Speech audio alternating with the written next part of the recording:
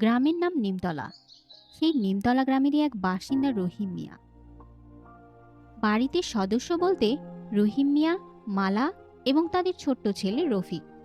অভাবে সংসারে নুন আনতে পান্তা ফুরোয়। টুকটাক মানুষের জমিতে কাজ করে সামান্য কিছু টাকা দিয়ে সংসার চলে টানাপোড়ানে। মাঝে মাঝে কিছু ভালো মন্দ খাবার খাওয়ার ইচ্ছা করলেও আর্থিক অবস্থা খুব একটা তার সঙ্গী হতে চায় না। কিন্তু ইচ্ছে কি আর অভাব বুঝে? রহিমের বউ মালা, সে বরাবরই শান্ত স্বভাবের। এত অভাবের মাঝেও যেন সে সুখ খুঁজে পেয়েছে। কারণ কোনো এককালে সে পরিবারের অমতে রহিম মিয়াকে ভালোবেসে বিয়ে করেছিল।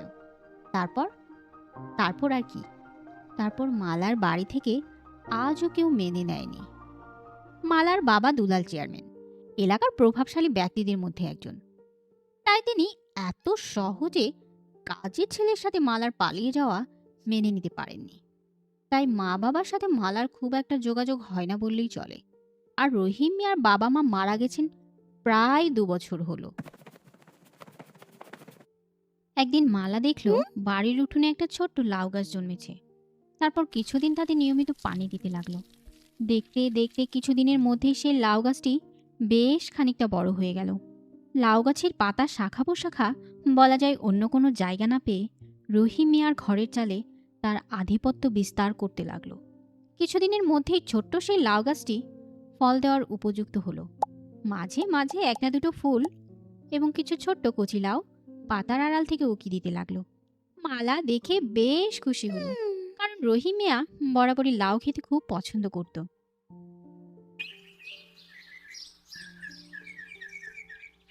তারপর একদিন সকালবেলা মালা রহিম মিয়াকে ডেকে বলল, ওগো শুনছো, গাছে লাউ ধরছে। ভাবছি আজকাল লাউ দিয়া চিংড়ি রান্না করব। তুমি কি মাঠ থেকে ফেরনের পথে কয়টা চিংড়ি আনতে পারবা না? রহিম মিয়া লাউয়ের কথা শুনে বেশ খানিকটা আগ্রহের স্বরে বলল, বাহ, বেশ ভালো।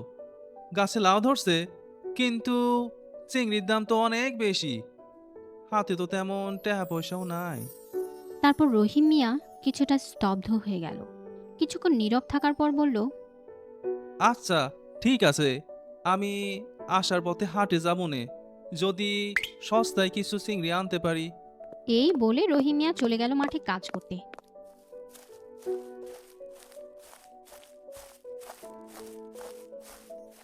আর মালা, সেও ব্যস্ত হয়ে গেল তার সংসারের নিত্যদিনের কাজে। সকাল পেরিয়ে বিকেল হতে চলল, এখনো রহিম মিয়ার কাজ শেষ হয়নি।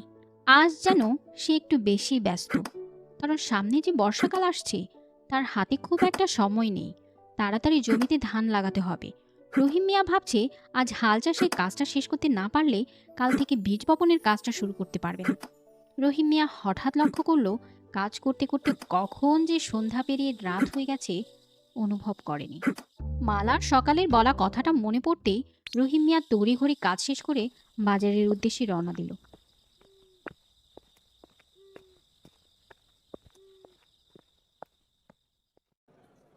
যখন রহিম মিয়া বাজারে পৌঁছালো, দেখলো বাজার প্রায় সমাপ্ত। মানুষের কোলাহল কমতে শুরু করেছে। আশেপাশের বেশ খানিকটা দোকানিরা সারাদিনের ক্লান্তিকর কেনাবেচা শেষে ঘরে ফেরার উদ্দেশ্যে তাড়াহুড়োতে ব্যস্ত। চারিদিকে খোঁজে খুব একটা মাছের বিক্রেতার চোখে পড়ল না রহিম মিয়ার। এদিক ওদিকে তাকাতে দেখলো গুটি কয়েকজন তাদের অবশিষ্ট কিছু মাছ বিক্রির উদ্দেশ্যে এখনো অপেক্ষা করছে সেদিনের অন্তিম ক্রেতার জন্য। রহিম মিয়া তাদের সামনে যেয়ে বলল, ভাই, চিংড়ি মাছ আছে? তাদের মধ্যে থেকে একজন বলল, হ ভাই, আমার কাছে আছে, একদম টাটকা। দেখেন, দেখলেই লইতে মন চাইবো। নদীতে বেশি পানি নাই, ভাটা পড়ে গেছে, তাই খুব বেশি মাছ আজকাল আর ধরা পড়তাছে না। অল্প কয়টা চিংড়ি মাছ পাইছি বিকেলে, তাই বাজারে আইতে আইতে দেরি হইয়া গেছে। এখনো যে বাজারে চিংড়ি মাছ আছে শুনে রহিম মিয়া কিছুটা স্বস্তি পেল। তারপর বলল, দেখে তো ভালোই লাগতেছে, তা দাম কত? লোকটা বলল। মাত্র 900 টাকা কেজি। দাম শুনে রহিম মিয়া চমকে উঠল। রহিম মিয়া কিছুটা হতাশ হয়ে বলল, এত দাম? এত দাম দিয়ে কি আমরা গরিব মানুষ কিনতে পারমু? একটু কম রাখুন যায় না? মাছ বিক্রেতা এসব শুনে প্রথমে বেশ খানিকটা সময় তর্ক বিতর্কের মাধ্যমে বাজার সমাপ্ত প্রায় ভেবে রহিম মিয়াকে প্রস্তাব দিল। আপনি কত দিতে পারবেন? এক কেরি একদম কোন দেহি? রহিমও এতক্ষণে উপলব্ধি করতে পেরেছে যে যদি আজকে সে চিংড়ি না কিনে তাহলে আর আজকে তার লাউ চিংড়ি খাওয়া হচ্ছে না। তাই সে শেষবারের মতো বলল, 500 টাকা কেজি হইলে আমি এক পোয়া নিমু। মাছ বিক্রেতা শুনে কিছুটা তিরস্কার করেই বলল, আরে ভাই, এতক্ষণ থাইক্কা আপনার লগে কি এক পোয়া মাছ বেচনের লাগিয়া তর্ক করতাছি? 2 কেজি আছে আর লইয়া যান, কমে দিমুনি। রহিম মিয়া হতাশ হয়ে প্রায় চলেই যাচ্ছিল। তখন মাছ বিক্রেতা কিছুটা অগত্যায় তাকে ডেকে বলল, আরে ভাই, চলে যাইতাছেন কে? আমি কি কইছি এক পোয়া মাছ বেচুম না? আহেন, লইয়া যান। অবশেষে রহিম মিয়া কিছুটা স্বস্তির নিঃশ্বাস ফেলল। মাছগুলো নিয়ে বাড়ি ফেরার পথে অনুভব করলো বেশ খানিকটা রাত হয়ে গেছে। চারিদিকে ঝিঝি পোকার শব্দ আর দু একটা প্যাঁচার ডাক রাতের থমথমে পরিবেশটাকে ভৌতিক করে তুলেছে। গ্রামের মধ্যে দিয়ে সরু রাস্তাটা অন্ধকারে কোথায় যেন মিলিয়ে গেছে। দুপাশের ঘন বড় বড় গাছগুলো ঠায় দাঁড়িয়ে আছে অন্ধকারে মিশে। হঠাৎ আকাশে মেঘের গর্জন জানান দিতে লাগলো কিছুক্ষণের মধ্যেই সমস্ত গ্রীষ্মকালকে ভিজিয়ে দিতে বৃষ্টির প্রথম বিন্দুগুলো মাটিকে স্পর্শ করে তাদের তপ্ত শরীরকে শীতল করবে। রহিমিয়ার বাড়ি বাজার থেকে বেশ খানিকটা দূর। এখনো বাড়ি পৌঁছাতে অনেকটা সময় লাগবে তার। বৃষ্টি শুরু হলো। বৃষ্টির ঝমঝম শব্দ এবং ঠান্ডা মৃদু বাতাস গ্রীষ্মের তৃষ্ণার্ত মনকে কোমলভাবে ছুঁয়ে যাচ্ছে। এদিকে রহিম মিয়ার কাছে কোনো ছাতাও নেই। বৃষ্টি থেকে যেন না ভিজতে হয় তাই রহিম মিয়া তাড়াতাড়ি রাস্তার পাশে বড় একটা বটগাছের তলায় আশ্রয় নিল।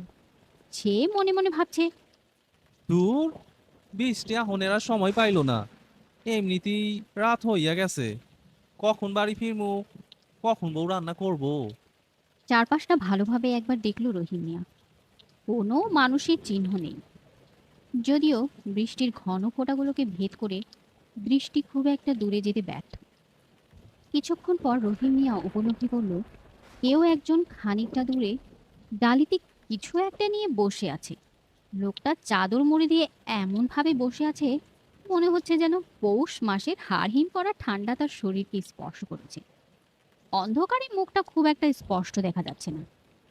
বৃষ্টিতে হয়তো রহিম মিয়া তাকে আগে লক্ষ্য করেনি, কিন্তু পাশে একজন মানুষ আছে ভেবে রহিম মিয়া কিছুটা স্বস্তি অনুভব করছে।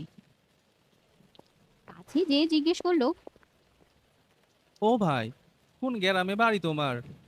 তোমারে তো চিনতে পারলাম না। এখানে কি করতেছো? একটা অচেনা কণ্ঠ ভেসে আসলো রহিমের কানে। আমি এই গ্রামেরই মানুষ। গ্রামের শেষ মাথায় আমার বাড়ি। এইখানে আইছিলাম মাছ বিক্রি করতে। বৃষ্টিতে আটকায় পড়ছি।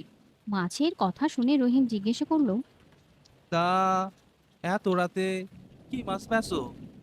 লোকটা বলল, তেমন কোনো মাছ আজকে পাই নাই। কয়টা চিংড়ি মাছ আছে, লইবেন? চিংড়ি। মাছের কথা শুনে রহিম বলে উঠল। চিংড়ি মাছ? তা কত করে বেচতেছো? লোকটা আবার বলল, 200 টাকা কেজি। আজকে আর বেশি দাম রাখবো না, রাত হইয়া গেছে, বাড়ি ফেরন লাগবো।